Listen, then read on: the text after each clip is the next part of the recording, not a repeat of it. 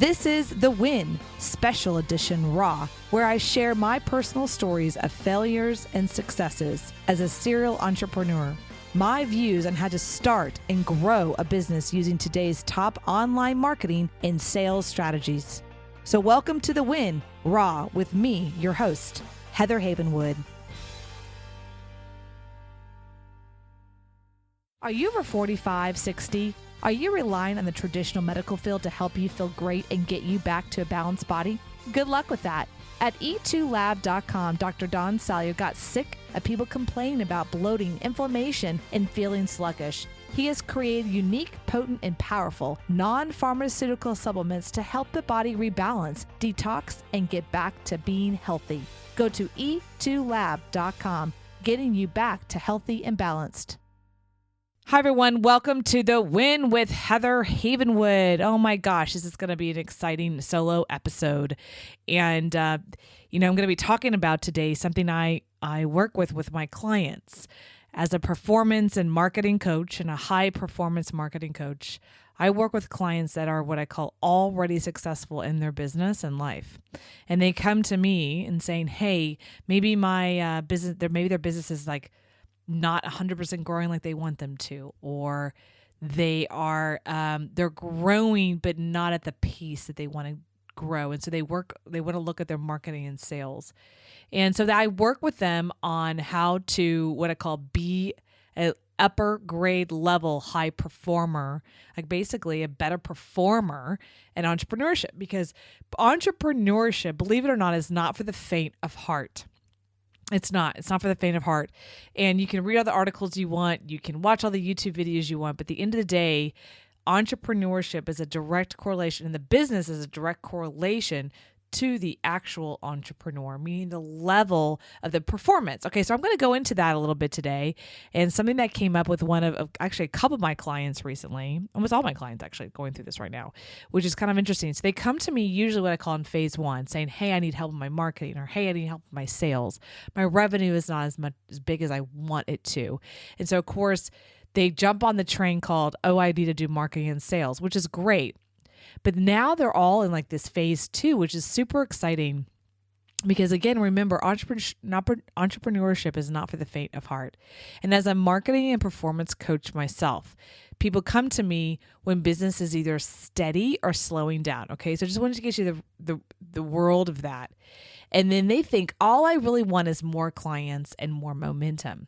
And then after a short time working with me, this happens like 99% of the time. If they take my coaching, that's a key, right? If they take the coaching, they do it the coach is asking them to do, which is me, they all of a sudden get a huge movement in their business, meaning new clients. One client I have coming on right now, she's like, oh my God, I had 23 new leads come in 1 week, right? So what she did is email me and go, hey, all that stuff's working. Now I don't need you. I'm going to take you off my plate. And another client right now who's kind of going through that too. They just closed a huge deal with Nike. And then all of a sudden these new opportunities have come up and constantly traveling, moving around and whatnot. And the first thing they want to do is what I call, oh, thank you, coach. You did that. Take me off the plate. And I say, wait a minute, hold on. That's not it.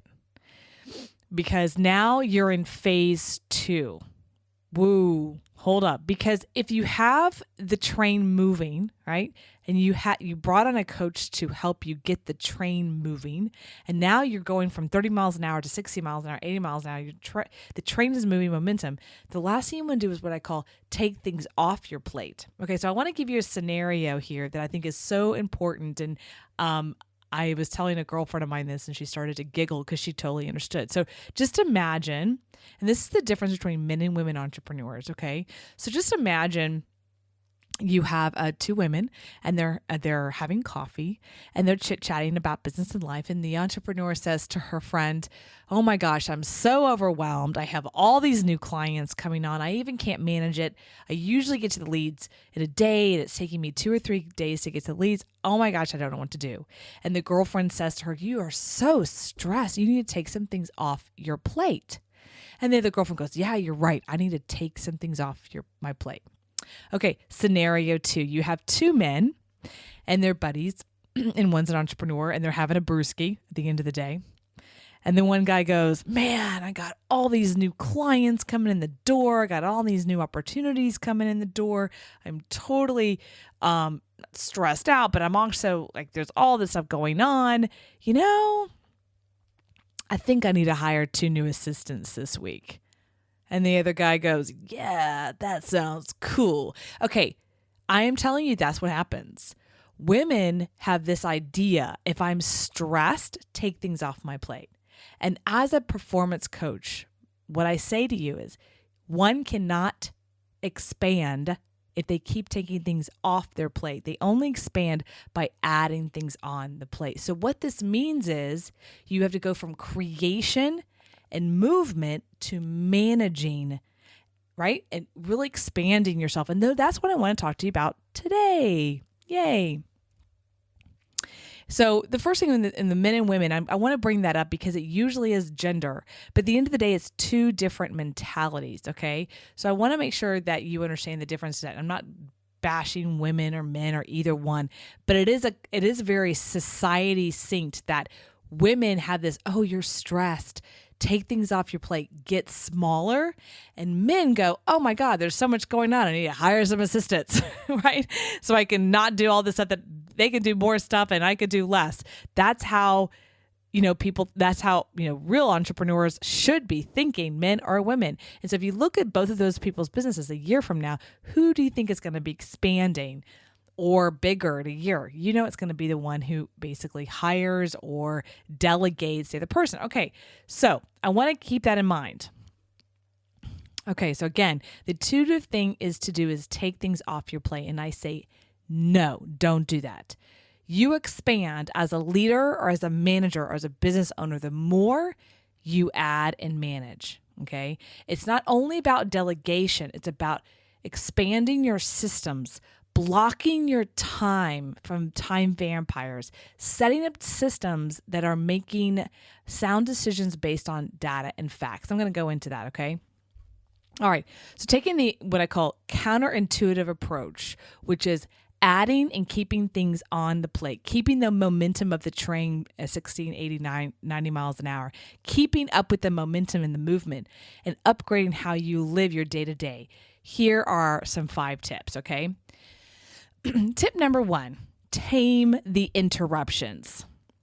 Did you know the average business owner is interrupted once every 8 minutes? Think about it. Every business owner is interrupted every 8 minutes. How can that business owner start to actually manage and create if they're constantly being interrupted? Okay. So this is about you as a business owner saying no more permitting interruptions. They have to be stopped. What does that mean? Don't answer the phone. Turn off the ringer. Turn off the text. Yep. If they can't find you, they can't interrupt you. All right. Schedule when you answer texts and emails. Get busy and be obvious that you are busy. There's a thing here called WeWork. And WeWork here is like as a collaborative place where you can go and, be around other entrepreneurs. And it's a really cool concept. And what's interesting about the offices, though, is everything's glass. You can see windows and glass. You can see into their offices and they can see into yours. So that means if you're sitting at your desk, you can literally have people walking by constantly and they can constantly see you and you can see them. Think about all those interruptions and you're having to do software development or you're writing a blog post and you constantly have these interruptions. So, I love the idea of WeWork, but I don't think it's the best place necessarily for creation and entrepreneurship. And if you are one of those there, I know it's amazing, but again, you have to really make sure that you tame the interruptions, which brings me to the next piece, number 2. The dark side of instant communication. You've got to become a steel curtain. Learn the difference between your friends and VIP clients, and then just clients. You have clients, you got VIP clients, and then you have your friends, right? Or any of your vendors. So you got to make sure that you really create a steel curtain, because there's a dark side to instant communication. Instant communication tells people you're instantly always available. And that means that they don't have to prepare, and they could be emotionally talking to you or emotionally triggered by something and in the moment thinking about something, versus actually saying, I'm going to meet with this person in 2 weeks from now at 8 a.m. and I have to literally make a list of all the things I need to talk about then, because it's my only time to talk to them in 2 weeks or in a week. And that's not how our society is right now. But that doesn't mean you have to mirror where our society is. You don't always have to be in instant communication. As a business owner, we think our job is to be available to our team. And there is an essence to that, because that's where we lead. But that doesn't mean that we don't have a steel curtain. That doesn't mean always, always, always be available. Okay? So I call it the dark side of instant communication. There's a cartoon that I saw recently. So there's a guy and girl, they're at a bar, right? And you ever seen those things you put around a dog's neck, look like a lamp curtain or a lampshade around the neck of a dog so they don't bite at themselves if they have surgery. So in the cartoon is a man and woman, and there's a man with this lampshade looking thing around his neck, and the woman's looking at him like really weird, like, what is that? She's like, oh, so it's so that I don't look at my phone every 2 minutes. And I just love that, because it's true. I think the stat nowadays is even way more than just every 2 minutes we're looking at our phones. It's pretty intense. So even though you might be a millennial and you might be young and you're used to that instant communication, you have to realize that inside instant communication, the dark side of that is that your brain doesn't have the opportunity to actually problem solve. Right? You've got to unplug from the instant communication to allow your brain to think, to create basically solve a problem of a challenge. That's where things happen, not always inside of instant communication. Okay, so just notice that. Okay, so number 3, I call the dog trainer. Learning to train your employees, your vendors, and your clients. Okay, now this is interesting because I do this myself. I teach people how to interact with me. There's an old saying in a psychology setting that we train people on how to treat us. So if we have someone that's not treating us very well or feeling disrespected, there's a couple things. One, never stay where your presence is not valued. That's one element. The other element is never stay where your presence is not valued. But the other one is, how are you training them to treat you? We do that. We train people on how to treat us. It's so true. As relationships, as vendors, as employees. We somewhere in the beginning of the relationship, we set it up that it's okay to treat us a certain way. The other piece of that is a friend of mine you say to me, never stay where your presence is not valued. Okay. And that could be in vendor relationships, by the way, where you're paying them to do something, or employees, like you as the entrepreneur, your presence as the employer is not even valued to your employee. Get them out of there. Right. So it's what I call the dog trainer mentality. A friend of mine, girlfriend Heather, she's amazing. She has years and years and years and years of psychology, and now she's a dog trainer. And I reached out to her. I was like, why are you doing that? She goes, because when you're working with what they call as a dog trainer, dogs, you're really not working with the dog, right? You're working with the human being. You're training the human being on how to work with the dog, right? Because all dogs or animals have the same kinds of, desires on a base level.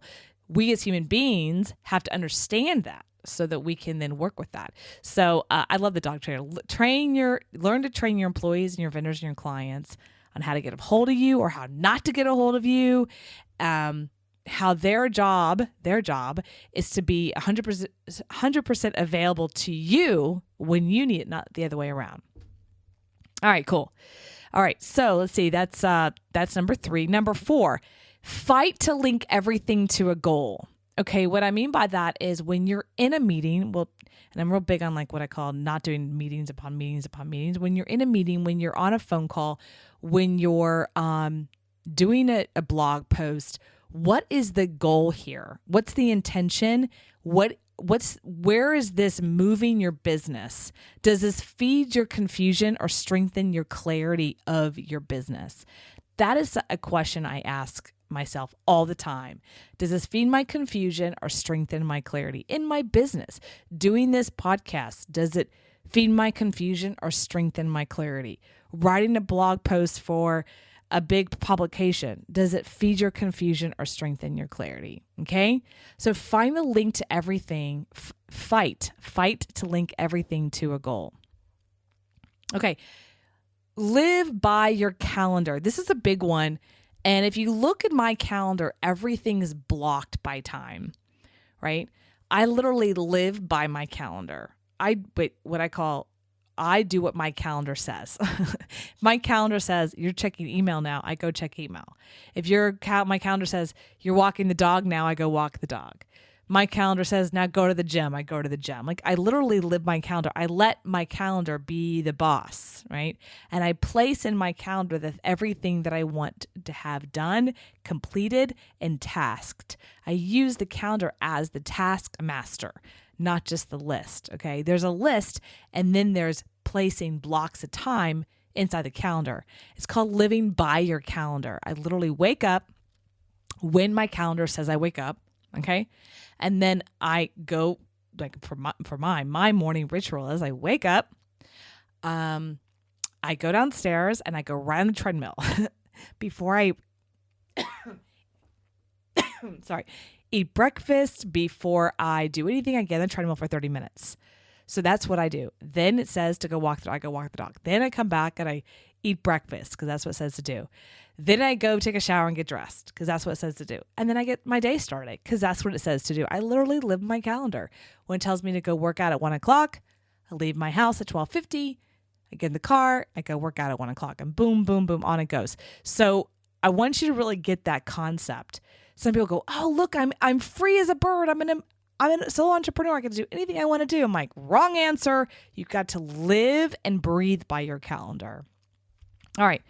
So now the next one's called talk data to me. Just kidding. Talk dirty to me. Okay. Talk data to me. Now, I love this concept. As a friend of mine gave me this concept years and years ago. She's like, if you're going to expand your business, especially if you work from home or you work in a virtual setting and you have people all over the country, sometimes the world, that work for you, with you, part-time, on contract, whatever, you want to create that your mission control. And your job is to what I call get data. So imagine you've seen those movies, right, with NASA and mission control, and there's all these computers and there's all these people that are typing into the computers, and there's always this like one main person, like the main dude or gal, asking questions. What's going on here? Put this on the screen, right? What they're doing is constantly getting data. What's interesting about mission control and NASA is that they're controlling a spaceship that's thousands of miles away, and it launches from Florida, and mission control is in Texas. So again, they're never even touching the actual thing they're controlling.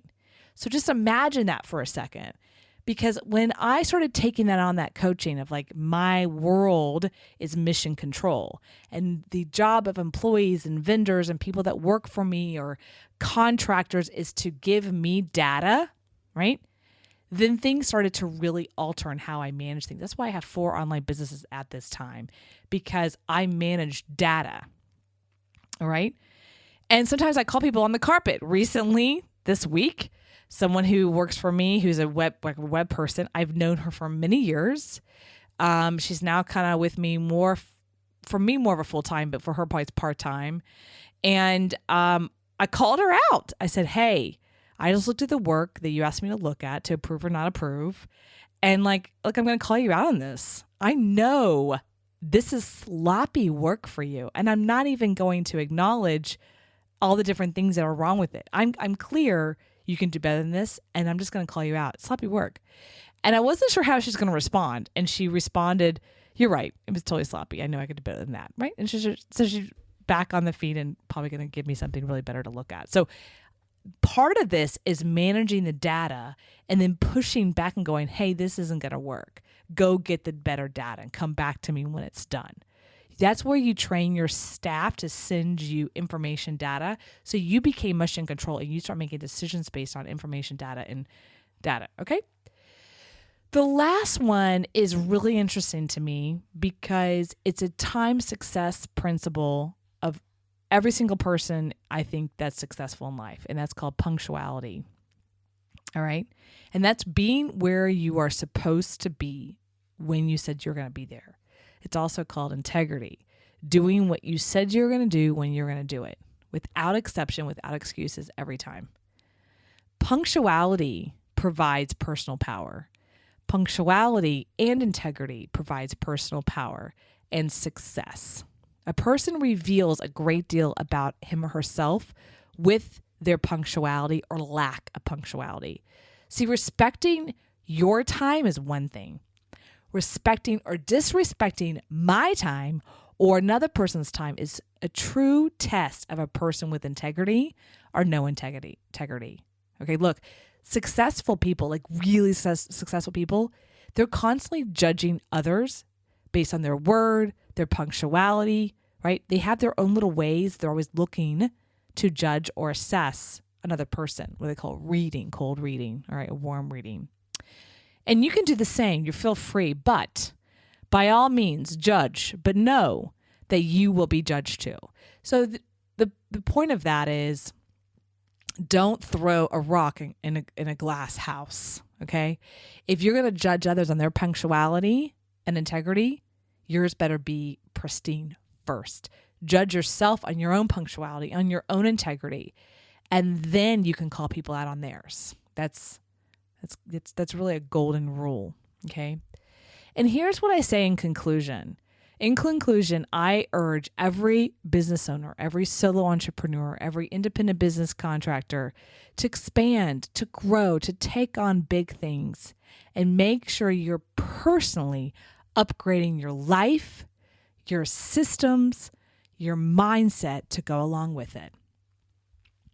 And something I want to leave you with, which is a really interesting stat, okay, that is a stat by a book of the Times by Leslie Alderman, that the average worker is interrupted every 3 minutes and 50 seconds. That means 44% of these are self-interruption, and 56% of those are inflicted by others. That means 137 interruptions in 1 8-hour workday by the average worker. Don't be an average worker.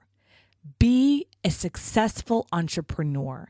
And the way you do that is to, again, be punctual and be in integrity. Talk data to me. Find a way to get people to give you the right data. Block your time and live by your calendar. Fight to link everything to a goal. Train people around you on how to treat you. Don't always be available inside the instant communication world, and tame the interruptions. All right, this is Heather Havenwood with The Win. Check us out at heatherhavenwood.com/podcast, as well as iHeartRadio, Google Play, iTunes, Biz Talk Radio, and Talk Radio Network. Are you a business owner that has a website but not tech savvy? Do you feel like a hostage to your web guy? The better question is, do you have a money funnel so people come to your page and give you money while you sleep? No? Then go watch free video at heathermakesyoumoney.com. Imagine having a money site, not a website, for your self-published book, e-commerce products, local practitioners like chiropractors or lawyers. Get a money site, not a website. Go watch free video at heathermakesyoumoney.com. Have you wanted to stop swapping your time for money? Ever wanted to leverage your expertise by selling your knowledge to hundreds of people? I call that smart. And now you can easily and effortlessly, without a web guy, create memberships, online courses, coaching programs. Go to heatherhavenwood.com/thinkific. Start making money off what you know today. Go to heatherhavenwood.com/thinkific.